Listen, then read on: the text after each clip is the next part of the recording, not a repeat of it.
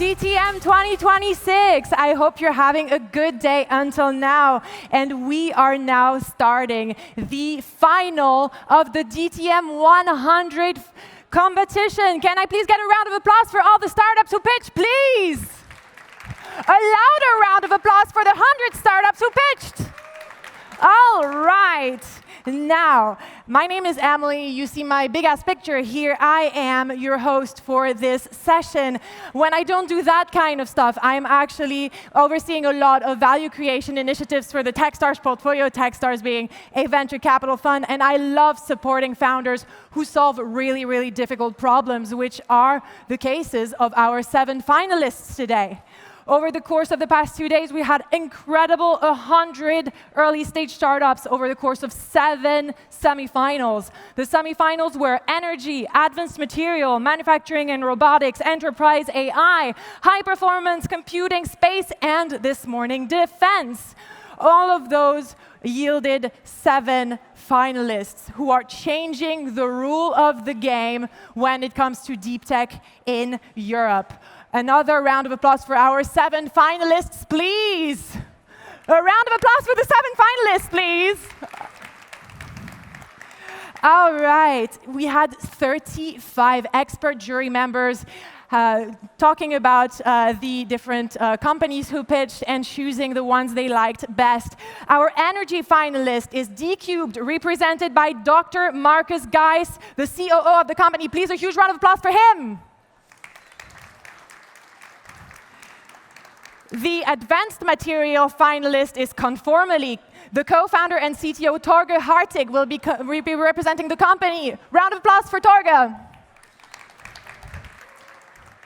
Manufacturing and robotics will be represented by Bubble Robotics. Jean Crosetti, co-founder and CEO, will be pitching. Round of applause for him as well.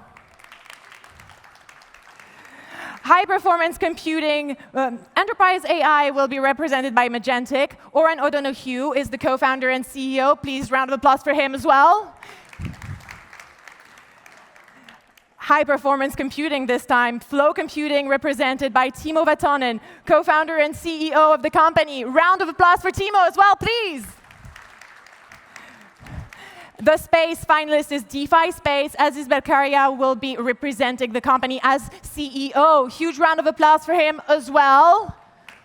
And I swear this is the last time I ask for a round of applause, but our defense finalist is InLeap Photonics. Marius Lammers, the CEO, will be here to pitch. Round of applause for Marius as well, please. All right, and here to join us, we have a jury of 5 experts who will be having the really difficult task of comparing and choosing the company that should win the DTM 100 final. On top of the one who will be winning today the competition, each of the jury has presented what we call an acceleration prize. This is a prize that they will be able to give to any single one of the startups that will be pitching today, whichever one they like and whichever one they think deserves it. We will be now turning to our esteemed jury, actually, and asking them to introduce themselves and introduce their acceleration prize. Can I ask Julien to start and introduce himself, please? Round of applause for the jury.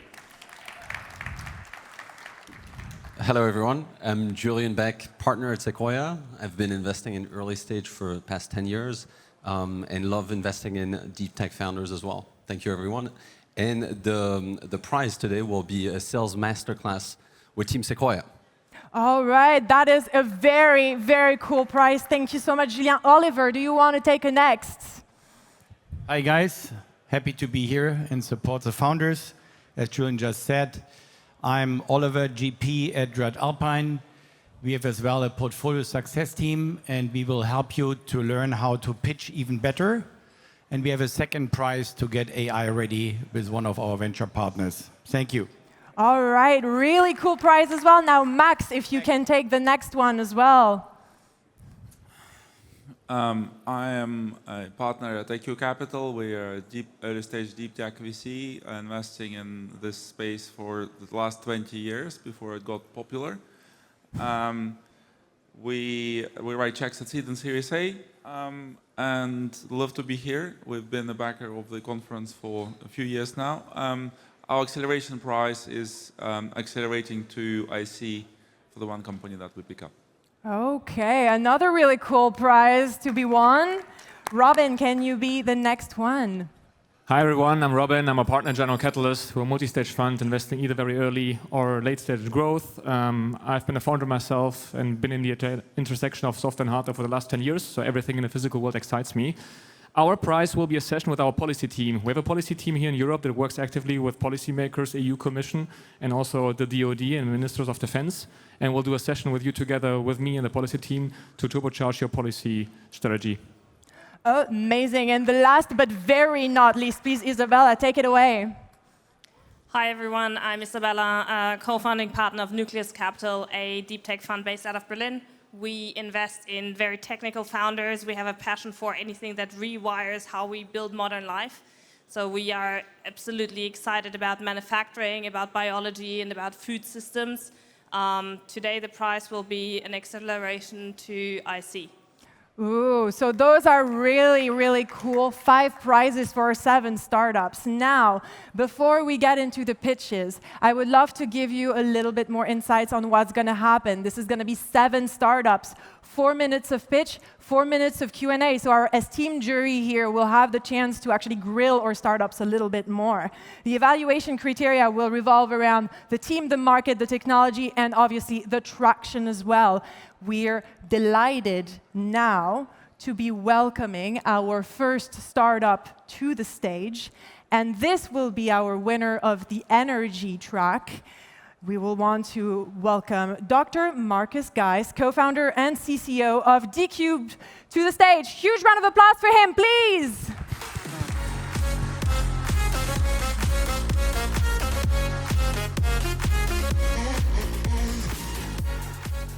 All right. Good afternoon, everyone. I'm Marcus, the Chief Commercial Officer and co-founder of D-Cubed, and I'm happy to be here to tell you about how we built space. D-Cubed is a space tech company based out of Munich, Germany, and we have an office in Denver, Colorado in the US as well. Founded in 2019, currently with a team of over 65 people. And we've built quite a bit of hardware in the past few years, launched over 200 of our products into orbit. And last year we had a revenue of over 8 million euros. As we work with over 140 customers globally in the space and defense sector, we're at the forefront and we learn about trends and bottlenecks right off the bat. And one of these most recent bottlenecks in space has been power. Okay? On the terrestrial scale, power is abundant, solar is everywhere, but in space, it's different. There's a ton of new applications, one of which you're probably familiar with is Starlink. And not just Elon's building Starlink, but sort of every sovereign nation on the planet all of a sudden wants their own version of Starlink. So that means a lot of your satellites, a lot of power is needed to do direct from satellite to direct device comms. Another area that's been very, very popular in recent weeks is orbital data centers. So compute on orbit where power and cooling and real estate is abundant. However, you got to harvest and transmit that power somehow. So another application that draws a lot of attention and needs a lot of power in space. Similar space-based solar power, lunar infrastructure, and defense applications. Because if you have a lot of power in space, you cannot just transfer that, but if you crank it up a bit, you can also do some dazzling and frying of maybe assets that aren't as friendly. So what's the problem now with power in space? It's twofold. It's availability, so lead time, and it's price.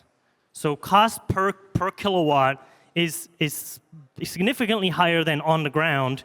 And so others, let's say like the Starlink, so SpaceX, what they've been doing is they've been just flying terrestrial cells, but not everybody can sort of do that. So it's a real bottleneck. A lot of these big ideas and a lot of these big plans are being limited by the availability of affordable power in space. And so we at D-Cubed, we introduced this brand called Arrakis for affordable power, available power in space. And on top of that, as I said, it's not only about powering data centers or satellites talking to your cell phone, but it's also a nice dual use case for defending allied assets against some hostile threats, because there is already today dogfighting in space between some of these not-so-friendly nations trying to spy and attack your satellite. So how do we solve this problem? We introduced this product called the Orbital Wingman. It's a high-power satellite. Think of a power station that harvests with very long deployables, flexible solar arrays, a lot of power, and then transfers it wirelessly to other satellites, data centers, or if you turn up the energy, you can also defend, you can sort of protect your allied asset by deterring a threat. So where do we come from as a company? We started in the component space, went to subsystems, and now we're going to power plants and power stations. And we're here today because we're raising a 26 million growth round. We have one ticket left, and we're looking for a strategic investor in the space or energy domain. Thank you. All right. Congratulations, Marcus. Great pitch. Now, we want our jury members to be grilling you a little bit. If you can join me to the center of the stage. Yes. Juries, do you have a little question for Marcus here? Thank you, Marcus. That was great. So one question from me would be, how quickly can you get to revenue? It seems like the technology is amazing. The market tailwinds are great. The question is, like, how long is it going to take? Right. I mean, as we took a stepwise approach, we have used our component and subsystem business as door openers into the industry. And so we're seeing a lot of upsell and cross-sell. So we're already talking to data center customers today, and we're probably by mid next week, we'll have our first customer with an LOI, because a lot of this stuff needs to be demonstrated. But they are buying heritage products from us today in anticipation of the large-scale Orbital Wingman solution in the future. Thank you. So just to double down on it, so the building block from 8 to, what was it, 25 million gross? Yeah. What are the building blocks, just roughly? A lot of, you mean for the funding that we're collecting? No, the growth trajectory you're projecting. Maybe I got the number wrong, but you have 8 million now. We did 8 million revenue last year, and we're looking for a 26 million growth round. That building blocks, what is it exactly? It's essentially doing a lot of demonstrations, so building out the hardware and then flying it, which absorbs a lot of capital, because a lot of people really only trust the tech once it's demonstrated on orbit, and that is very cash intensive. So it's project-based? It's R&D and demo, yeah. I think you're actually answering a slightly different question, because the question was 8 million revenue, where do you see 25 million in the pipe that you had on the slide, rather than what you spend your 26 million on. But my question is not that, maybe you want to touch on that, but my question is, one, kind of ballpark for the gross margins that you are seeing in that space and how you're going to maintain and grow that, and also maybe a couple of words about the team behind. Yeah, sure. So the team, we're aerospace engineers, so we're tech founders. I was the first commercial hire, started my career at Airbus, and then worked at OHB for a while. So we all understand the tech. We've built it, and now we're expanding with other disciplines of the team. On to the previous question, or also this question. The growth margins we see in the fact that we can automate and really go to large constellations, right? These data centers, they need tens of thousands, Elon's saying 1 million satellites. So we believe spinning in a lot of the automotive scale and the knowledge we have actually in Germany will allow us to unlock this also for space tech, which has not been the case in the past, right? Those used to be one-offs, and now we're going into serial production. Could you share a bit more about the core IP, or kind of the core part of innovation of your technology? Right, it's a good question. The difference of the Orbital Wingman and how we can produce power at a lower cost is using a 3D printing approach that we've patented and demonstrated on a smaller scale.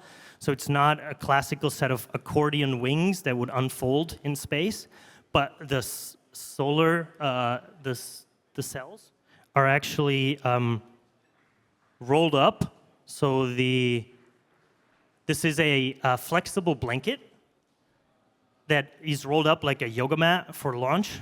And so it's very compact and protected.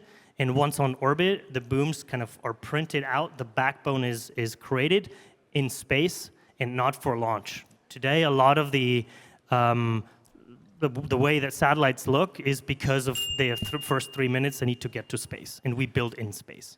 All right, thank you very much, Jury and Marcus, for this pitch and the answer to the question. Good job, man. Thank you. Huge round of applause for Marcus, please. All right, next in line. Actually, Marcus, can you join me back on the stage? I'm sorry, I actually sent you away too early.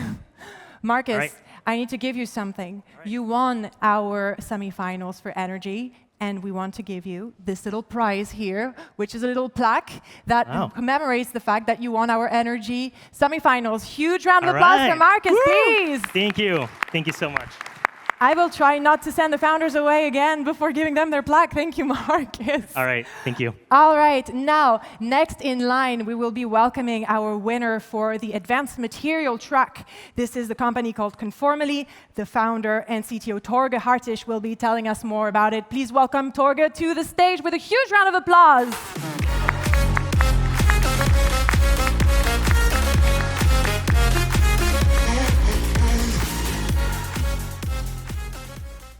Hey, I'm Torge. I'm co-founder and CTO of Conformally, where we are working on 3D printing vapors for the next gen of chip fabrication. So you might ask, why is the next gen of chip fabrication needed now?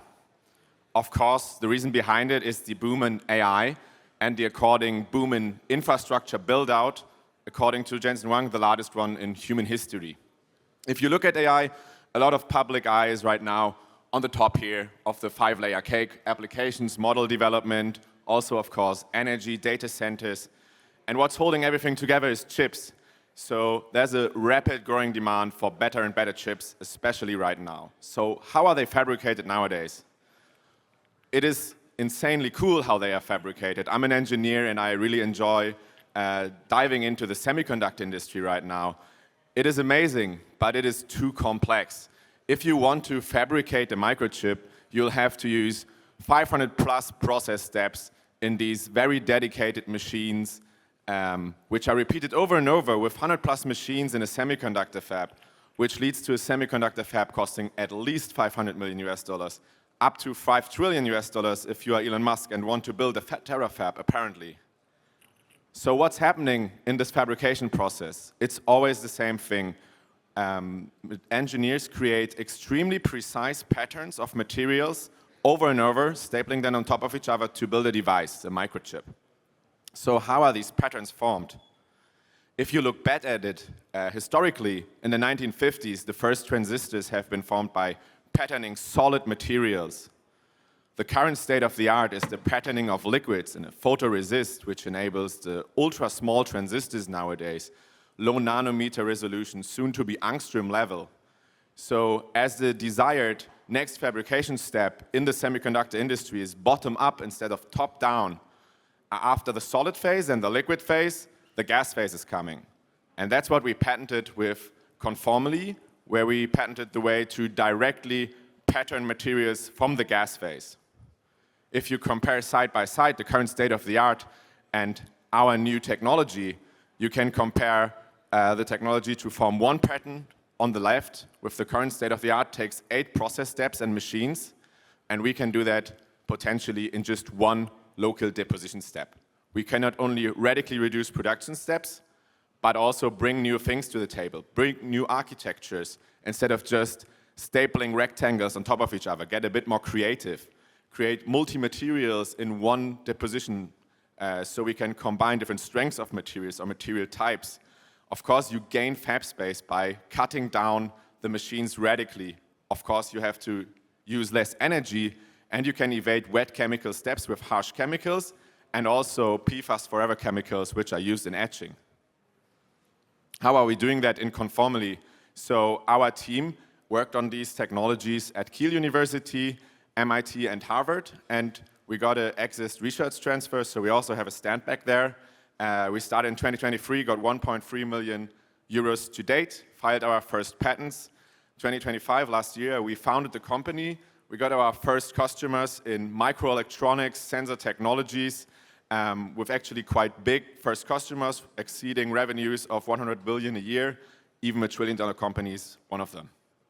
We recently, I came back last week from Silicon Valley, where I spent a month, and we had a big transition there, diving into the semiconductor industry and joining the International Semiconductor Industry Group at the Executive Summit, where we were able to connect with all the semiconductor companies, big players, and understand their needs. So we are building the right tool.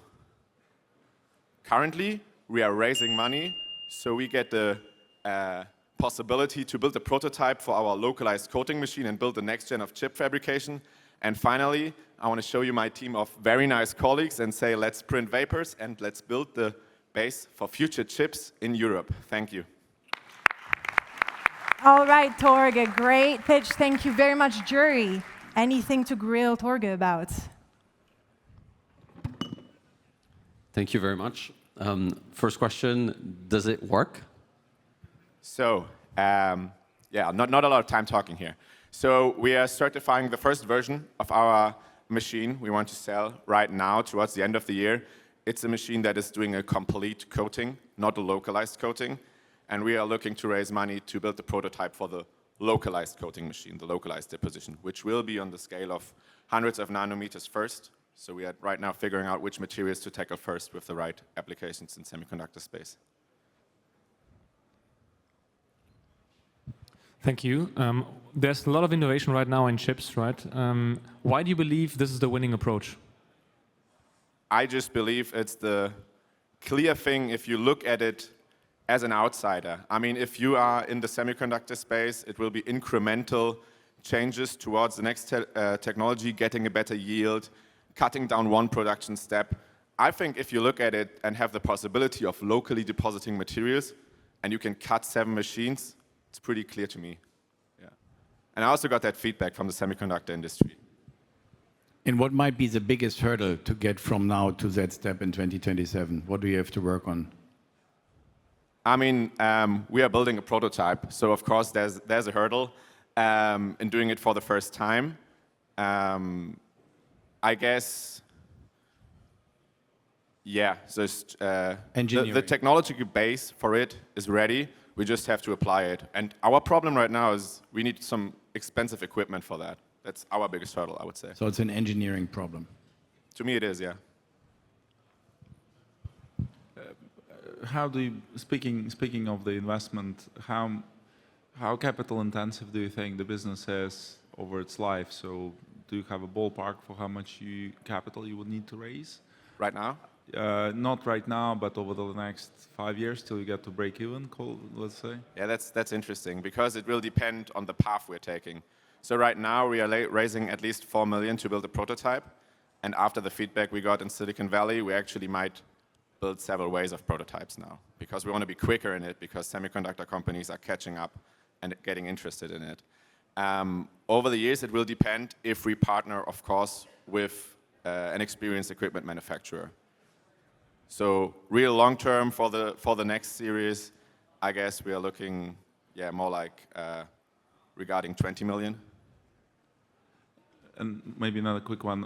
On your team, you covered very little, but how are you planning to upscale? You know, who are the next few hires that you're looking over the next 2 years? First person we're looking at is a machine manufacturer. And we have some really clever engineers in this space, which can help us with different aspects of the prototype we want to build. So we have, certain people in mind with expertise in domains that will really help us, engineering-wise, because the prototype is also extremely important. Now, when thinking about scaling your team, how big does it need to get, and how are you thinking about kind of the war of talent in this space? So obviously there are well-funded players out there that can probably pay double, triple, 4 times the salary that you're planning to pay at this point in time. Yeah, but I mean, we have contacts to people who would be interested in joining us. Of course, getting experienced people would have to get a lot of money into our hands to get those people. But I recently talked to a company who also has a stand here, which went a similar route. So I guess that's just the apple you have to bite into, if you can say that in English. Yeah. All right, we're right on time. Thank you, Torge. Huge round of applause for him. Do not. Torge, this is your plaque that commemorates the fact that you won our semifinals for advanced material. Huge round of applause for Torge, please. All right, our third startup is going to be Bubble Robotics. The founder, Jean Crosetti, founder and CEO, will be telling you more about it. Please welcome him to the stage with a huge round of applause.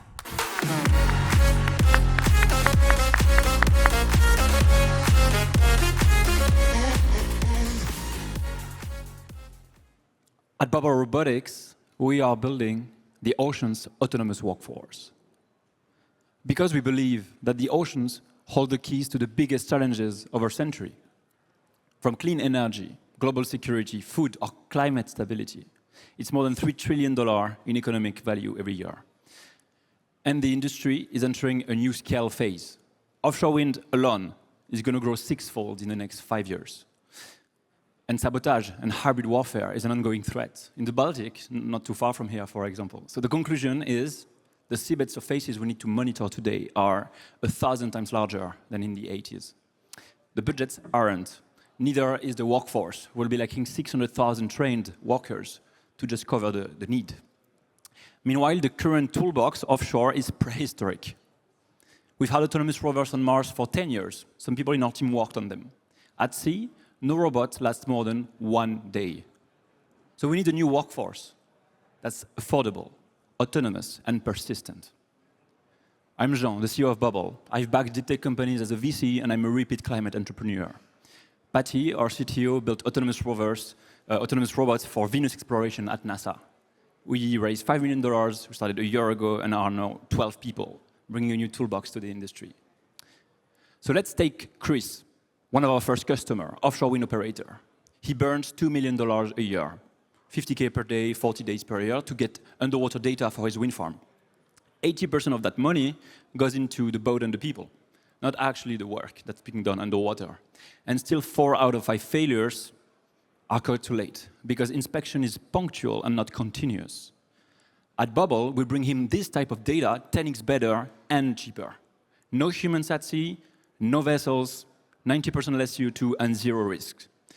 So what makes us a new kind of underwater data provider is the confluence of 3 things.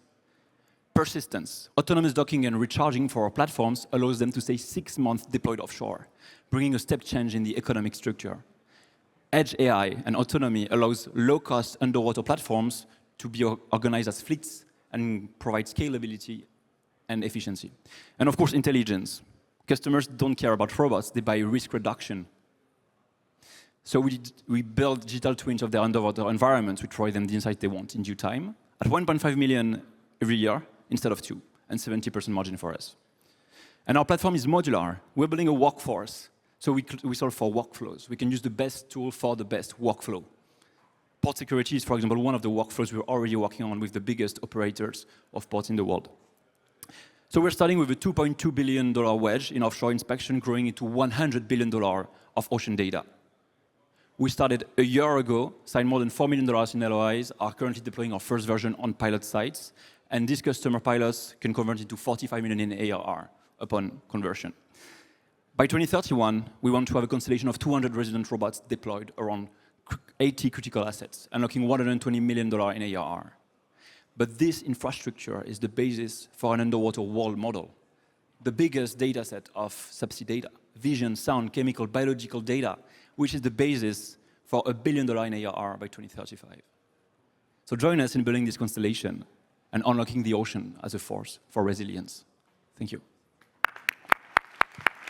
All right, Jean, you're even 30 seconds in advance. I love this. Jury, do you have anything to ask Jean? Thank you very much. Protecting critical infrastructure, I think, is a super important area, especially for Europe and then the Arctic, which is very strategic.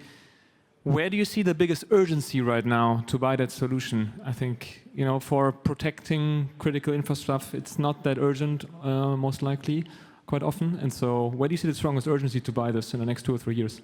Yes, massive urgency in specific geographies around the world, like the Baltic, Ukraine, and even in the North Sea, though, like just the workforce shortage is actually a big push for more autonomous solutions. So offshore energy is actually very interesting. That's why wind for us is a very good entry point because of the price point we can cover and type of asset. But I would say that, yes, the port security use cases we're going after are very dynamic and represent a lot of ARR in the next 2 to 3 years. Yeah. Sounds very interesting. You are at the stage where you're creating a prototype. How do you go from prototype to mass scale production?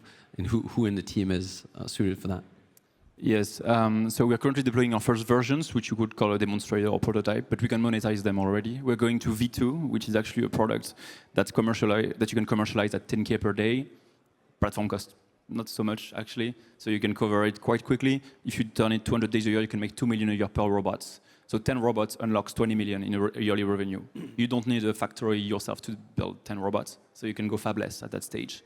Then true scale, when you reach the infrastructure I mentioned, the 200 robots, yes, then you need to scale your supply chain, and you can build this like SaaS product on the back of the infrastructure when you reach constellation scale, which is what constellations of robots as infrastructure.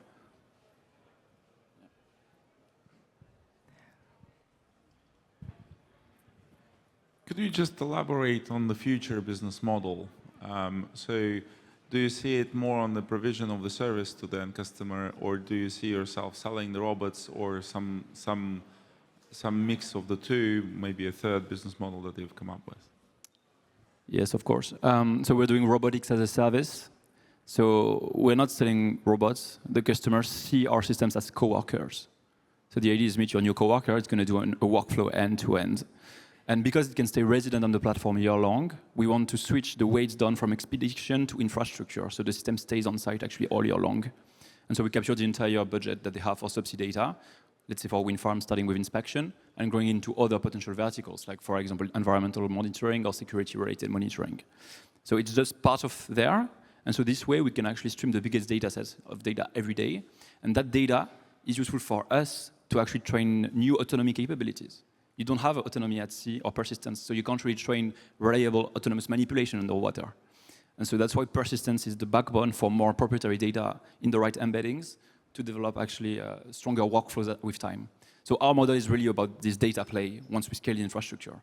And once you have enough critical sites equipped, you can actually add more sensors. If tomorrow you have 20 wind farms across the UK and you add hydro funds to our platforms, you have an acoustic profile around the UK. That data feed is very interesting for UK navies, for example. So there is this whole data model that you can build on the back of the infrastructure, which is how you get to J-curve.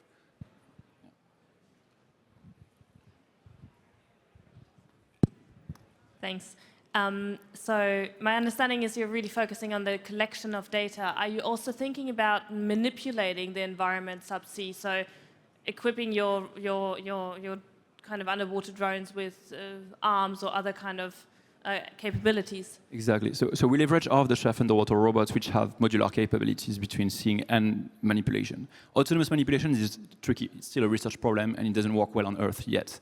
That's what I was saying. We want to build the autonomous workforce of the ocean, meaning a platform that can see, hear, and manipulate at sea, right?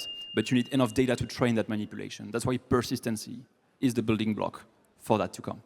Thank you. All right, thank you so much. Huge round of applause for Jean, please. And Jean, as you know, is customary now. This is your little plaque for the manufacturing and robotics win that you had yesterday. Huge round of applause for Jean. Thank you very much. Thank you so much.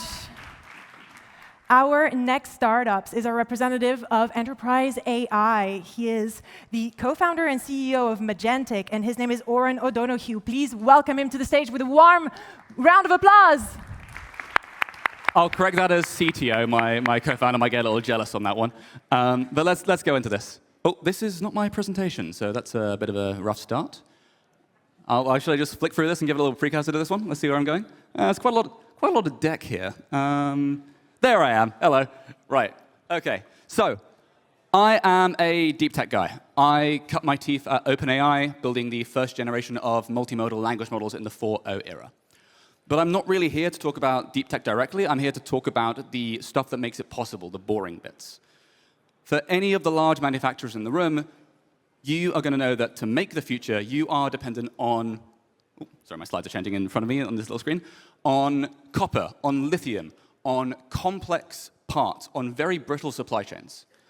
And it's going to come as a surprise to no one that this stuff is really messy.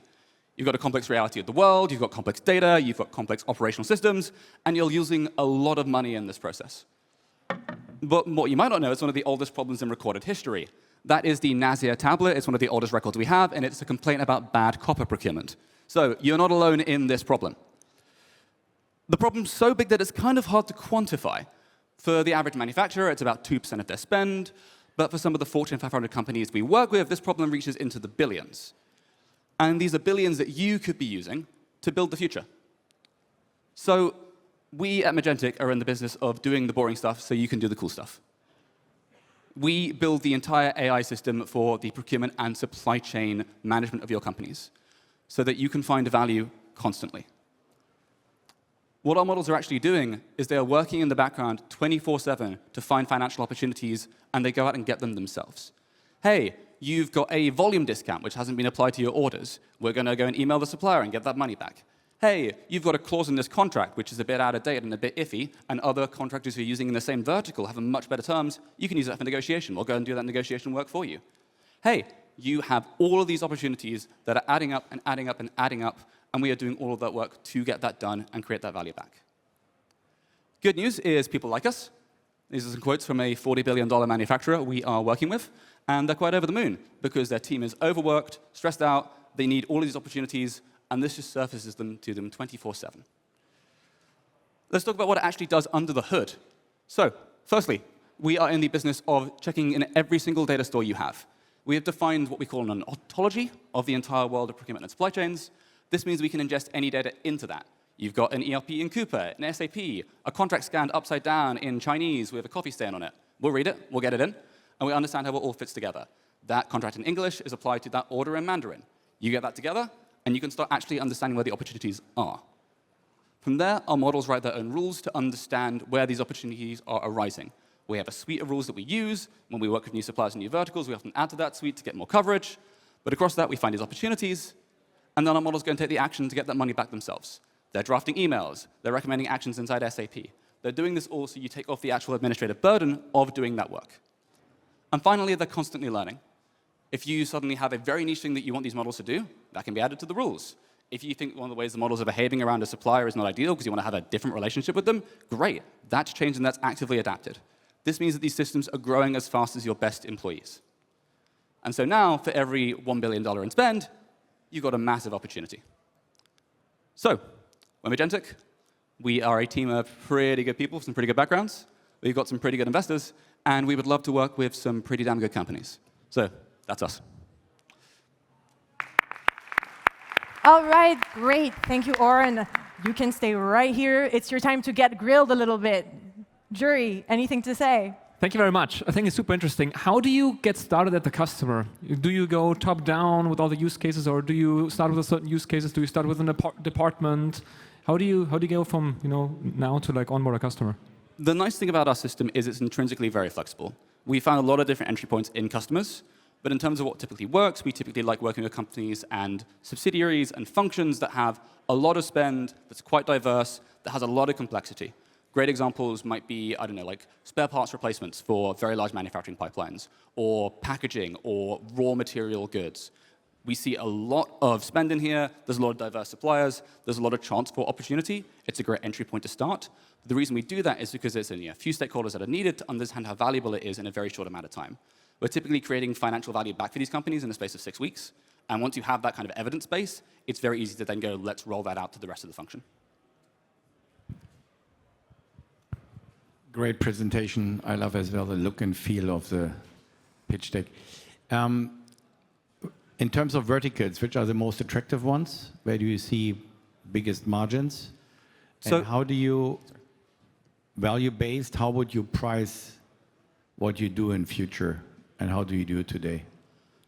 We love manufacturers that make a lot of things. Right? If you're ASML, you're maybe not the right fit for us. If you are making things at volume, FMCG is a great example of this. Automotive is a great example of this. Consumer packaged goods. Electronics is another really big vertical for us. These are areas where there's a lot of things going in, a lot of things going out. There's a lot of opportunity that gets created there. And in terms of pricing, like, we think it only makes sense to win where you win. So we charge a base fee under assets under management, which is a small fee, but our real actual pricing comes from value recovered. The nice thing about being connected to the ERP is we actually see when our agents are getting that money back and have the proof that they got that money back. So we get paid as an actual multiple of what you guys are recovering. That way we only get paid when you get the money back. And this is already deployed, yeah? Yes, it is. Cool. How do you see your moat today, and how do you see that? What's the strategy of maintaining that in the longer term? Because, of course, it's a huge application of AI, and you're not going to be the only one doing it. The really interesting thing about this domain is it's intentionally orthogonal from what you think of the big foundation model companies doing. Because what we are really doing is building AI that works at a scale of millions and billions of rows. That requires a very different approach. It requires intelligence and IP around domains called entity resolution. It requires a lot of advanced work on how you then make these systems run at scale across all of these different languages and records. And that means that we actually end up building technology that's quite orthogonal to existing language models. The cool thing about it is that language models themselves are probabilistic systems, so we can sit on top of them. That way, if a language model gets better, we always get the advantages of it without falling behind, but we're able to create new IP that specifically distinguishes us from what exists in the system. We have time for one more question if someone wants to go for it. It looks like you left them speechless, Oren. So thank you. Huge round of applause for Oren, please. Oren, do not go anywhere. First, receive your little plaque. Thank you very much for being the winner of our semifinals of Enterprise AI. Huge round of applause for Oren, please. All right. Now, next in line, we will be welcoming our winner for high-performance computing. His name is Timo Valtonen. He comes from Finland, and he's the co-founder and CEO of Flow Computing. Please welcome him to the stage with a round of applause. Hello, everybody. Is the mic on? Yeah, it is. So, hey, great to see you all this afternoon. You already seen my pitch, fast forward, so any questions you might have it? Okay, so let's do a rerun with a bit slower pace. So let's talk about CPU, central processing unit, and their performance and how they actually are lagging behind and what we can do about it as our technology is getting more mature. So CPU is the weakest link in computing, and this company that we are having, it's built on the foundation that is the case. So in the heyday of CPUs, it takes 2 years or less than 2 years to double the performance of CPUs, but now it's really stagnating. It takes more than 10 years to double the performance of the CPUs. And now enter the agentic AI in the picture. So this is really changing now and exposing and kind of underlying that the CPUs are really the bottlenecks. Why is that? Because the agentic AI is a bit different animal, so it's more complex, it's more dynamic, there's a lot of dependencies, there's a lot of parsing, orchestrating, and kind of the simple thing there is that the relationship or ratio between CPU workloads and GPU workloads has fundamentally changed. There's not much more CPU workloads than there used to be. And this really is putting the industry in a difficult position. The only way how you put more performance for this stagnating performance architecture is by adding a lot of cores. So doubling the cores, tripling the CPU cores, just wasting enormous resources with huge expenses to get the performance up and running. This is where we come into the picture. So we're developing this little baby down here, Flow PPU, Flow Parallel Processing Unit. This is a co-processor for the CPU. So you can think it as a turbocharger for the engine. CPU is the engine and we are the turbocharger. So it makes it faster, it makes it more performant, it makes it also more energy efficient. So there's a hardware-software solution which is really optimized for the CPU performance scaling. This is parametric and the instruction set independent. So we can cover all the kind of different use cases, different from supercomputers to wearables even, and for different CPU manufacturers. So what happens with the CPU performance when you put this into work? So this is looking at the one-core CPU where we put entry-level Flow PPU in place. So we're getting 19 times faster computation, not 19%. This is comparing to 4-core CPU without that one.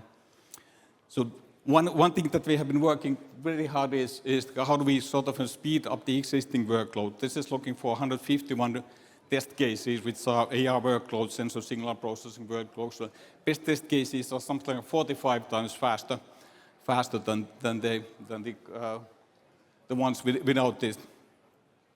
So talking about parametric design, these are the markets that we are after. We do have a lead customer. So one company out of this list is lead customer that we are developing together with. What we want to do at the end of the day, tackle all instruction set, all CPU companies.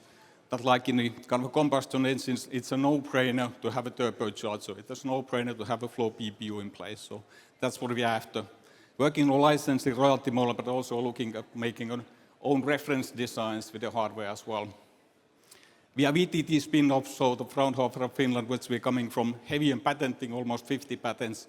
And all these kind of logos are representing the people and the talent pool that we have gathering. So ex-Army engineers working for us, Semidynamics, Corazip people working with our software, compiler stack. So now looking for the scale up and looking for the next investment round that we want to close in the 5 months' time. So talk about that and let's hook up. Thank you. This was extremely on time. Thank you. Thank you, Timo. Any question from the jury? The CPU is back, so a very interesting presentation. Just help us understand a bit, like, do you need to secure capacity to bring your product to market? If so, who are you going to work with? Or is it purely the design that you're producing? So we work with the lead customers, fab. So we are fabless, so we work with the foundry that the lead customer will select with the same node as well. So we are building, we think more like a word as a 3D matrix. We have the CPU companies, then you have the foundries, and then there's more like EDA players. We build the capability to have flow PPU installed and manufactured in TSMC, Samsung Foundry, Global Foundries, so that every possible foundry would have the capability to do this at the end of the day. And sorry, I'm cheating. I'm asking another question. But if it works, in testing, how quickly can you get to market? The explosion is happening in front of our eyes, so you don't want to miss the wave. Yeah, so it takes something like 18 months to get it up in the marketplace from the time that we are starting. So now we are working with the customer timeline, so that will put us in the more like a hardware revenue in the next 2 years. Thank you. You can have another one if the others don't. Thank you very much. Where do you stand on the commercial side? You were saying you're working with one lead customer. Like, what does it mean exactly? What are you working on together? So we're working on together a solution that the next generation server CPU, which is a chiplet-based machine, would be having one chiplet model dedicated to flow PPU. They're thinking exactly what we want to be doing, so that in order to sort of retreat one model from this additional CPU cores, which doesn't really bring up too much value. So the overall system performance will be much higher when we are taking in there. So there we are talking about use cases more like HPC, agentic AI, looking for more like, and also talking with the customer scale up that having different new product lines of the customer to take this into use. Can you share a little bit more about how much capital you've raised so far and how much you'll need for the next round? Yeah, good question. So far we've been quite capital efficient, so we only raised a bit less than 4 million euros altogether. So with the pre-seed round and then extension with the existing investors, so kind of Nordics, early stage deep tech investors, so, and also some grant fund that we have been getting from likes of Business Finland, and also putting an ERC application in. Fingers crossed on that one. We're looking kind of 10 millions or more for this next round. So depending on the kind of investor appetite, how much that will be. So the more we can get, the faster we can also come. So we have the CVC of the lead customers in. We don't want them to be the lead. So we want to lead to other VCs. So we're talking with quite a lot of US VCs who are investing on this industry and would also have a bit like kind of direct connections that will help us to the market, go to market side. Can you talk a bit about the team and the unique insights that puts you in a position to solve this really hard problem? Yeah, it's kind of having the right people. So the go-to-market is a bit like an advisor-driven at the moment. So I'm looking myself to move back to the West Coast, where I spent 3 years, a bit like in my early Nokia career. So getting back there, so advisors, getting a commercial go-to-market in there is next on the radar. Team-wise, so we have 2 technical co-founders who are the fathers of the IP, so that kind of those patents are there. Then we brought in selected, targeted people, XR people, X-Corazon people. So I have a small hardware team with the people who have been building functional units, vector units, multi-core CPUs. On the software side, people have been doing compiler tools and software stacks for multi-core CPUs. So we are a pan-European team, 12 people only, 5 of them in Finland. So we have a small team, 3 people in Turin, in northern Italy, and then Budapest software team. All right, that was unfortunately the last question. Timo, thank you very much. Here is your customary plaque, and thank you so much. Huge round of applause for Timo as well, please. Now, we're experiencing apparently some little technical issues. This is a little bird who came to me and let me know. So we're going to take 5 minutes of break, and we're going to come back. We are not taking 5 minutes of breaks, and we're going to come back right now. Are you here, DTM? All right. This is like the show must go on, you know? All right. So our next founder is the winner of our space category. His name is Aziz Belkiria. He is the CEO of DeFi Space, and he will be joining me on the stage right now for his pitch. Please, huge round of applause for him.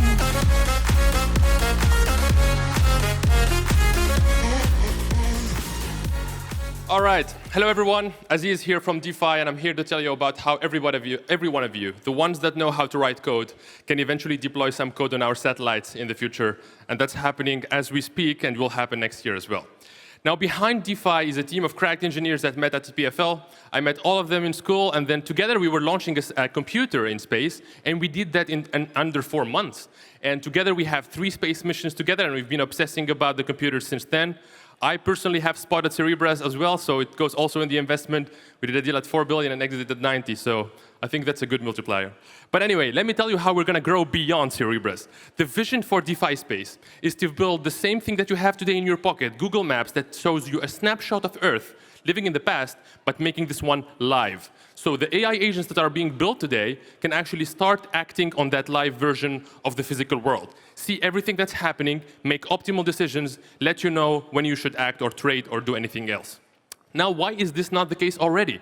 Well, it turns out that the satellites today are actually built for analysts. They are not built for agents. And so they capture the information, they store it, they download it afterwards, and they don't download all of it. And so we have a bottleneck of bandwidth, but also we have pricey insights that are coming in late. And so if you want to solve that, let's just move all of the computing that's happening on ground on that data to the satellite. And now we have a stream of that data coming in from the cameras and the antennas, and the agents are looking at it in real time, deciding proactively what should we do next. Now, the way we achieve that is through OmniSat that you are seeing behind me. This is our satellite infrastructure that we are building. We procure the satellite, we build the compute server on board, we build the software stack as well, and we operate it just like a cloud in space. And so this is really not edge compute. This is not the normal object detection that you know. This is really 6 times in NVIDIA Blackwell GPUs tucked together on a spacecraft and floating in space. So think about it like a tray that's floating on a satellite and serving customers. And together, they can start buying GPU hours, CPU hours, connect to a camera over API on the same satellite, and start making inference on the go.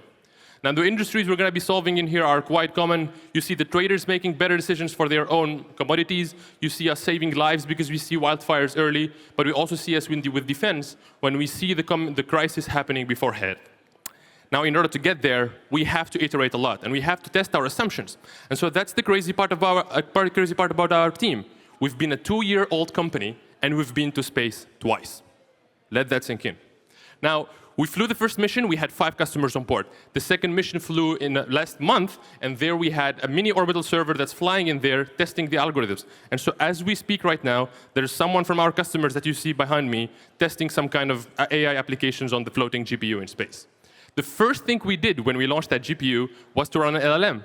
We asked it to describe a beautiful picture of our Earth. TLDR, that's a nice blue planet, let's actually get done the real stuff. Now, we obsessed a lot about developers, and we're a space company that's very centered, not around satellites, but actually about the people that will build these wrappers around this infra to build the actual applications. With our partner Liquid AI, we pushed their model. We ran at the first one. We also have Mistral and Gemma, just between you and me. And at some point, we're also going to have all of the other models coming in from developers that are building around the hackathon. We've seen 500 applicants building 45 applications, and the way they call their applications are the Palantir of space data. And we're getting there with our next mission of OmniSat. OmniSat is launching end of next year, so 3 years, 3 launches, and we need 15 million to get there. This is going to fund the first mission, lock in next missions as well, and get us to fly the full server as I described it before. That was DeFi Space. Happy to get your question, guys. All right. This is a great job. Jerry, who wants to start? Thank you so much. I'm super curious, can you share a little bit more about your customers and why they need that kind of service? What are they excited about? This is mostly going into 2 aspects. The first thing is the real-time insights that we cannot get today with the current infrastructure. And so if you want to get an alpha compared to all of the rest that are looking at stale data coming in 3 or 6 hours late, the customers are mostly interested in getting this data even faster so they can make better decisions. And so we've even done some simulations for commodity traders on how much will they gain. I should probably start trading myself with that. But this goes into so much into how real-time this can be. The second one is on cost. And so today, because every image has an opportunity cost associated to it, they suffer from that when they have to task a lot of insights. And so now we're going to tell them, hey, the AI runs 24/7, and you can start getting insights as soon as it's detected. Otherwise, don't even communicate with the ground.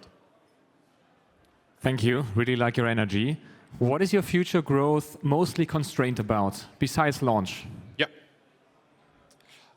I think launch is a big constraint, but also adoption as well. Well, I mean, the thing that I see right now, and we've been experimenting with a lot of stuff, is that people are not building space applications around agents running on a satellite.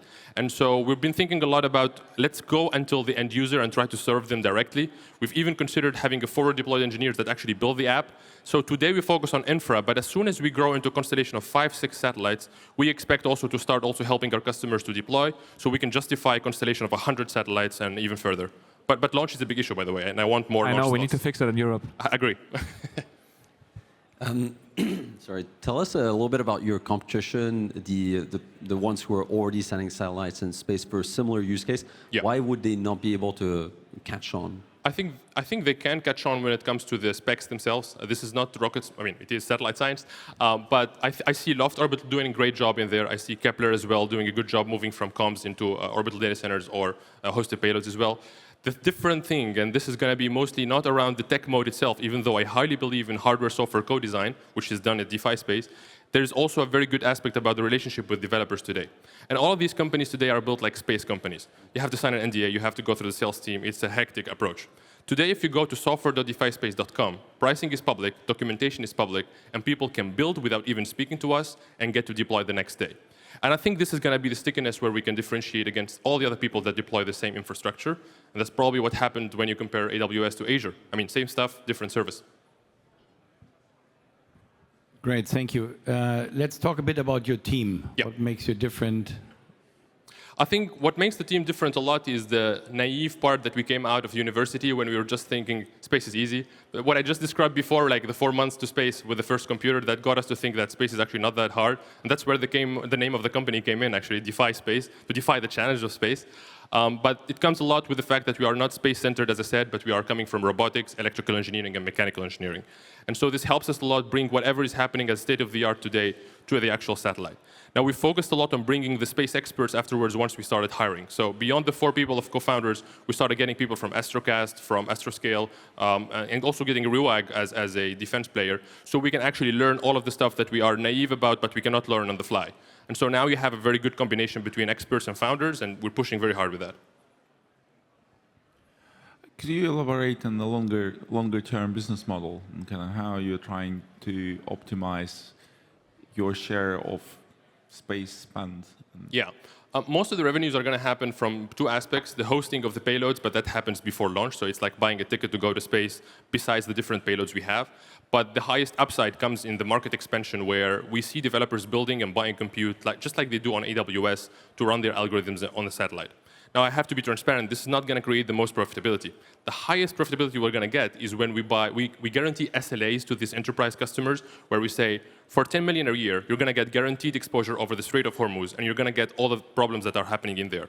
And now we can start overbooking, and we are not even constrained by the physical hardware that we have, but we start operating more like a cloud, where we can squeeze more of these customers that have committed presence of hardware compute that can be served with afterwards. Thank you, Aziz. Thank Your you. little plaque from the space track. Huge round of applause for Aziz, please, louder than this. Okay, our last startup of this competition is InLeap Photonics. They won our defense truck. The CEO, Marius Lammers, will tell you a lot more about it. Please welcome him to the stage right now with a round of applause.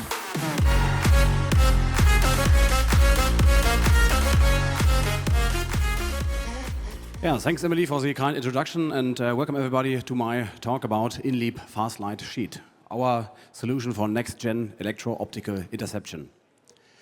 Drones are the major problem for Europe and its allies, and is a not yet solved problem.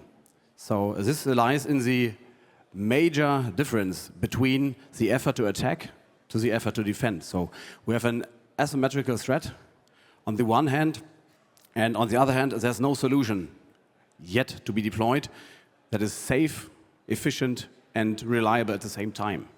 And this is where our technology, InLeap Fast Light Shield, comes into play. It's a laser-based counter-UAS solution which can be deployed on stationary as well as highly mobile solutions. But some basics regarding laser technology, what does actually happening when using lasers on targets like drones. Basically, a laser beam is very highly concentrated light. So you shine a very spicy torch onto a target and burn it thermally.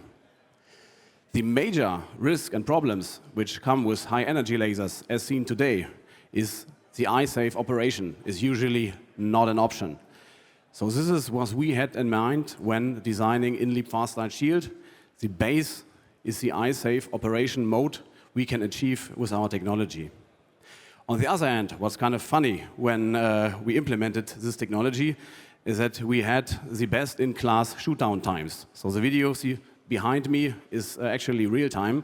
So we take drones down at a distance of up to 3 kilometers in less than 1 second. So you can see here 0.13 seconds.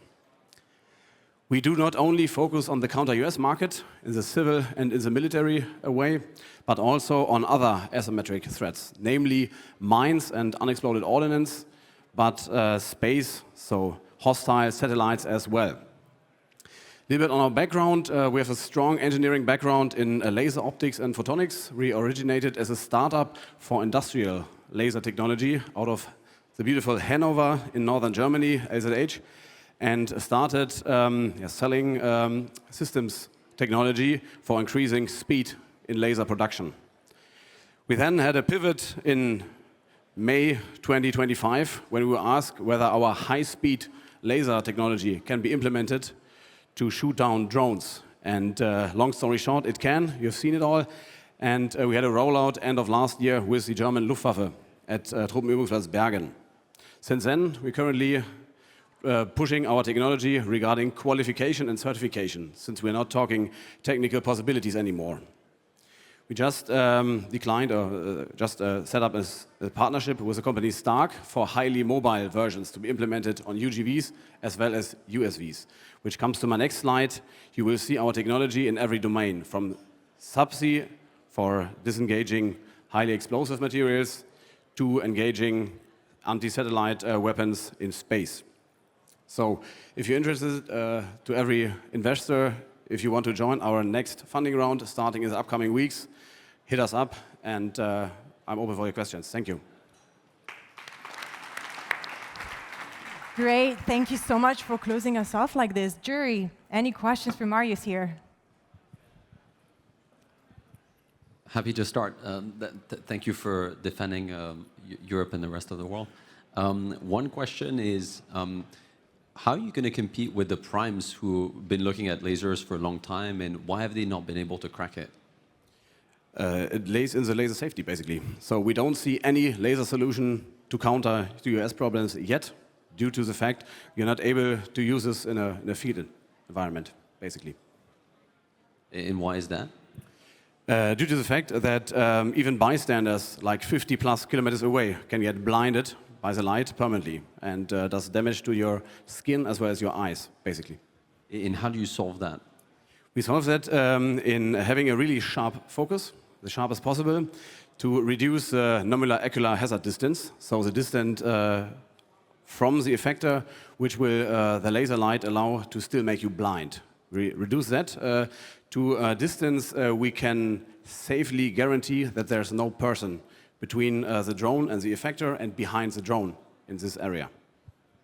And why is it possible now and not in the past? It's a different approach regarding laser technology, and we go around less than 10 kilowatts of laser power, and it's a completely different approach in guiding the laser beam onto the drone.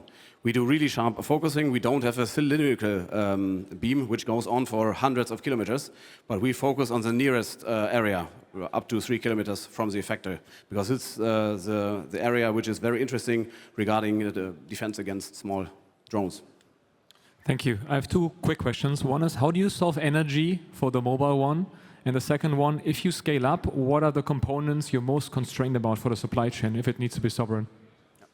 Regarding its energy, as you see here, you have two products. As a stationary version, we have also another box which contains everything you need for running a greenfield environment. So there's power supply regarding batteries, as well as a diesel generator built into, and there's a cooling system, a chiller basically.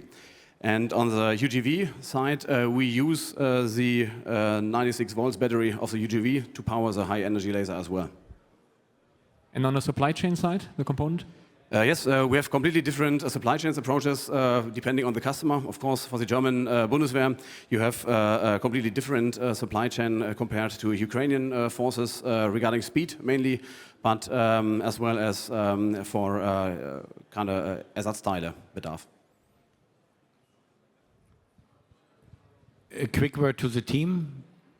Yes, we have a background in mechanical engineering and optical engineering, as well as physics. And on the other hand side, a lot of automotive experience, where I also originate from, to scale up production and supply chain, and currently focusing on military customers as well as sales in that field. So two questions in one. What about the line of sight, given that certainly on the battlefield there's lots of forests and so on? And two, how do you know which drone to switch and whether it's even a drone rather than a bird? Yeah, this is a great question regarding the line of sight. This is why we decided to go up to a distance of 3 kilometers, because this is a relevant distance, as you just said. And regarding blue team detection, this usually we're able to do it via C2 solutions. So we have the friendly drone's position get into our FCS, we call it fire control system of our system, which connects to Minerva from Stark, but other solutions on the market. And there we get the information on friendly drones. Thank you. All right, great. Thank you. Huge round of applause for Marius, please. Marius, you know the drill. This is for you. Congratulations on winning the semifinals, and hopefully the final one is going to come soon. So, Marius. Thank you, Emily. Thank you so much. Huge round of applause. Okay. We've heard our 7 amazing finalists. Now the pressure is unbearable for them, I can imagine. Our dear jury here is going to disappear for about 5 minutes to deliberate on who they want to actually give the winning prize to. So our jury, you are going to be taken to a safe room where you'll be able to catfight if you want to. In the meantime, I will be staying with you and we're going to have a little quiz.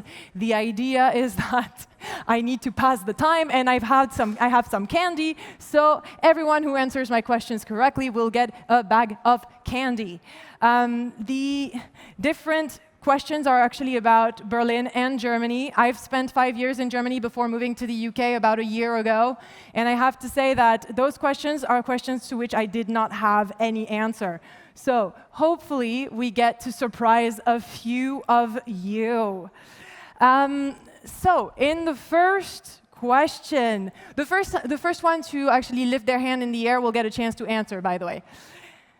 First question is, approximately how many varieties of bread are officially recognized in Germany? Does anyone want to take a try? Otherwise, I will volunteer someone, so. I will volunteer you over here. You. Yes, you're being voluntold. How many varieties of bread do you think Germany recognizes? I have no clue. Can you give a number? Because 300. 300. Someone wants to give another answer, please, so that we actually can. Yes, thank you. 621,483. That's a lot of varieties of bread, but why not? It's actually a pretty big number as well. Another one, a third one. I will volunteer. You over here. You will be voluntold right there. The sir, no. There you go. 1,420. All right. The answer to this question was surprising to me. It's actually 3,000 plus, so I think you win in the middle. Round of applause for him, please. And you get yourself a big bag of candy. The second question will be, and this is one I didn't know either, which German word literally translates to closing panic and describes the fear of shops closing before you buy what you need? Yes.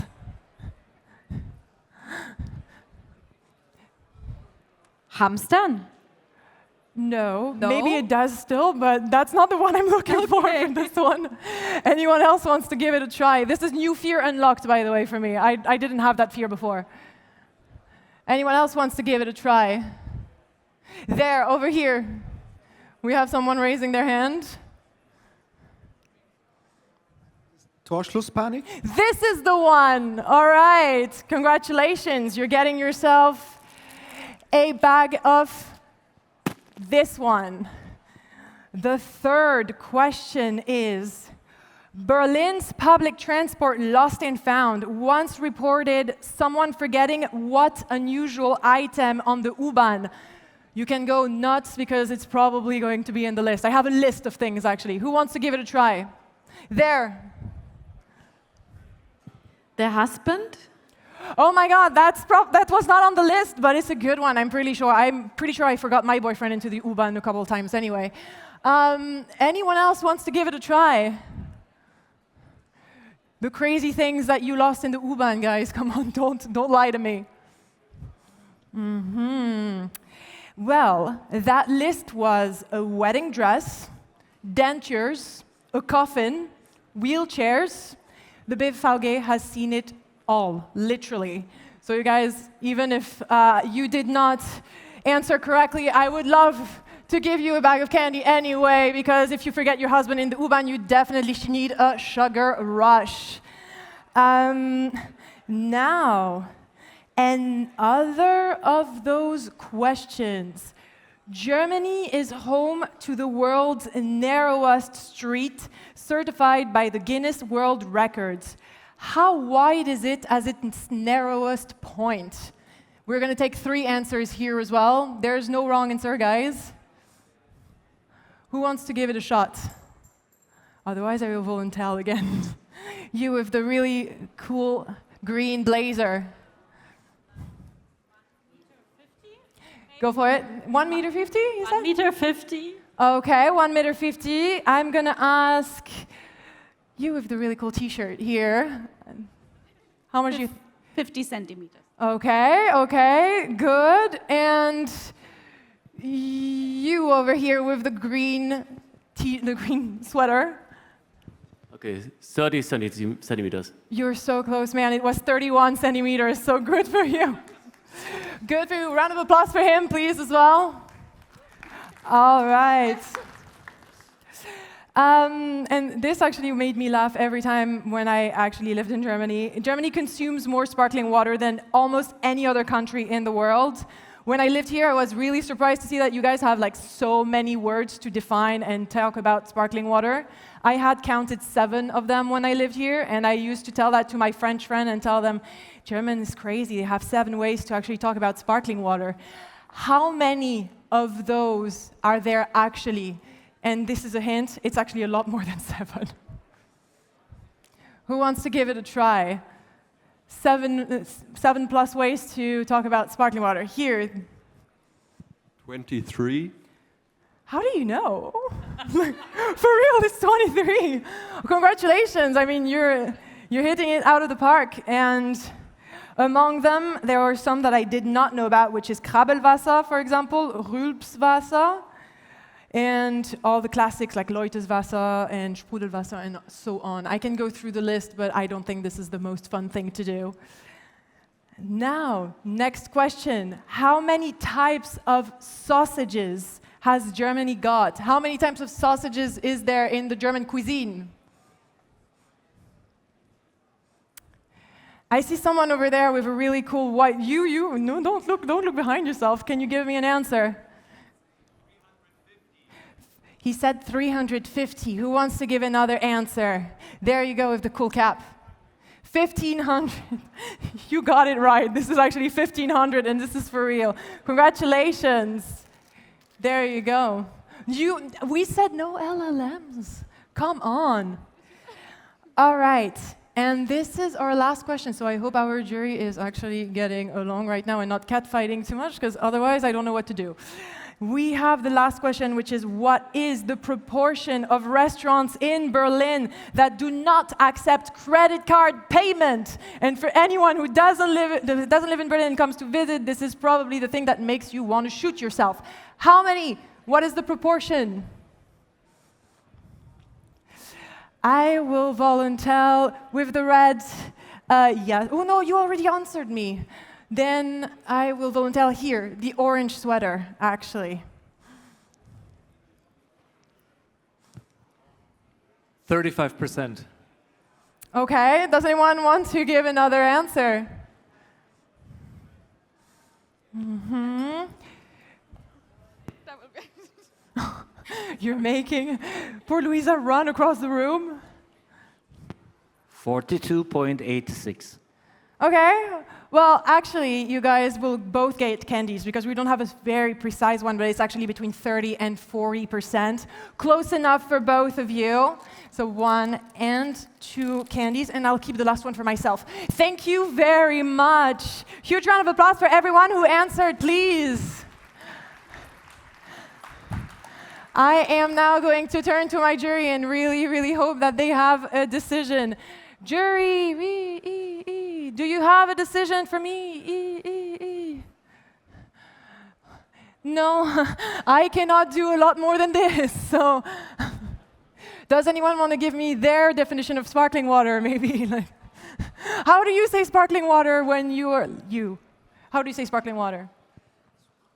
It's Sprudelwasser. Damn it, you don't have a really cool one. I think jury I'm not going to be able to do a lot more than this. Please.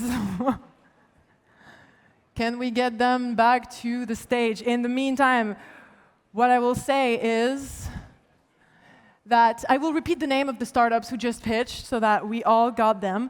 We had D-Cubed with Dr. Marcus Geis, co-founder and CCO. We had Conformally with Torge Hartisch, co-founder and CTO. We had Bubble Robotics, Jean Crosetti with co-founder and CEO.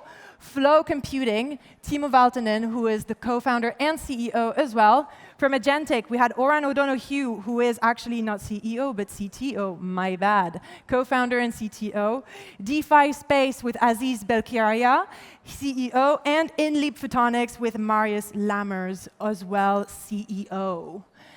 Are my jury done now that I've done literally everything I can, apart from dancing the Macarena? Can I get the jury to come back, please?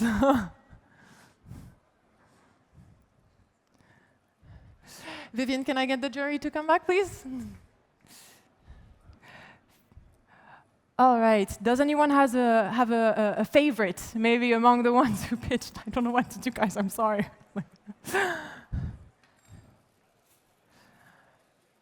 All right. Are we getting them, please? Woo! It seems like they're coming. Please, round of applause for the jury. They had a very, very difficult, more of applause please for the jury. They had a really difficult task ahead of them. Now, it seems like they made the difficult decision, and I will ask them to join me on stage before I have to start dancing. All right, jury, thank you. You can join me directly on stage, please. And we will start this out. So jury, please spread out on the stage. Can I have a mic, please, for my jury? And all right, very good. Jury, dear jury, tell me, how was the deliberation? Maybe if you want to start, Max. It's the second time that I've been on a jury for the final, and I have to say I'm delighted that every year it gets harder and harder. It's clear that the ecosystem is progressing so rapidly, and it's incredibly difficult to find. In fact, in my own scoring, there was maybe a 1-point difference, so a very, very small deviation between all companies, because they were all genuinely super interesting, and none had enough time to really pitch properly. Yeah. So, tough choice. All right, Max, maybe you can keep that mic for just a few seconds more. Can you tell me, Max, who is winning your acceleration prize before we start? Before we tell everybody who wins, actually, we want the acceleration prizes, just FYI. So acceleration prize, Max. Controlly, it would be winning my acceleration prize. Yeah, which company are you giving it to? Conformally. So Conformally, huge round of applause for Conformally, Torge here. All right, Isabella, who's going to get your acceleration prize? So I was truly excited about the offering of Magentic, so I would love to offer that to them. All right, Magentic, huge round of applause for Oren as well. Oliver. Thank you. I just want to make one comment on what Max was saying. We have been really impressed by all the pitches, but we have been wondering why you guys are not talking about your team. You should put that first, because what we do in our industry or business is we bet on technology and team, and you should underline that much more. My acceleration prize is a pitching prize, or our acceleration prize is a pitching prize, and I love the dry Finnish humor most. So our prize goes to Finland. All right, Timo, you got yourself an acceleration prize. All right, can you give me yours? Yeah, so my acceleration prize was a policy workshop, how we can turbocharge a company, and I think InLeap is probably the one where we can help the most. All right, InLeap, you will get that policy workshop. And Julien, you will... Yeah, so just to echo what my colleague said here, I think it was really hard to choose because basically every company pitched something extremely compelling. We all wish we had a bit more time to dig further, but I'm sure we will have that occasion in the future. And so my acceleration prize goes to Conformally. It's a very ambitious vision, but you know, us Europeans, we tend to undersell things, so we're going to teach you to Americanize it a little bit. All right, Conformally. Amazing. So now those are the acceleration prize. Now, dear audience, if you've seen me doing this on stage on the other one, you know that I like to actually give it a little bit of suspense for the big winner. So please, can we do this? Jury, dear jury, can you tell me who won the DTM final? So we had a very long debate, actually, and we would have loved to pick 2 winners. Oh my gosh. Yeah, I know. We're making your life difficult, I know. But we'll give you, I think, the explanation. So there's one company where we're just like, we're here at Deep Tech Momentum, so we should really value the technical capabilities they are building and they have built. And then we have one company that won because they got the highest score. Okay, right? so the technical first. Which then is the overall winner. So I start with the first one on the technical side. So if you could have chosen only the technical side, we would have picked Bubble Robotics. Ooh, congratulations, Bubble Robotics. You were one beast. All right. You will join us on the stage in a second, but who is then the winner? And the overall winner, just looking here at the scoring board, is Magentic. Magentic, congratulations! All right, come and join me on the stage.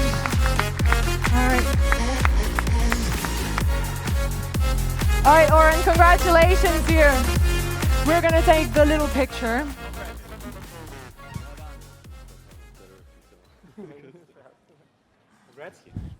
This is now the weird moment where you have to take a picture in front of everybody. It's really not the best.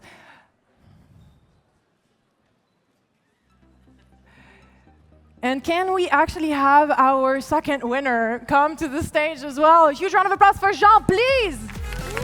Woo! All right. All right. Our technical winner, we will call him. All right, also a picture with Jean as well. Sure.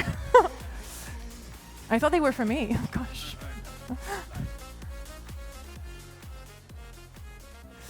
I think actually those flowers are for our winner. I will come, I will handle that. Thank you very much. All right, as you can see, I have a handful of all of this. Thank you, guys. What I can do is I can give you one plaque to one and one flower to the other. So who wants what? All right. You want the plaque or the flowers? All right, well, there you go. And you got yourself the flower. Huge round of applause for them, please.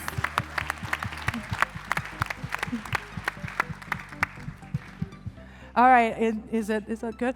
Thank you very much. I would love it if we could actually have all of our contestants come here and have a picture with the jury, if that's okay. Contestants, please, if you could join me here. We have 1, 2, 3, 4, 5, 6. Where's my 7 one?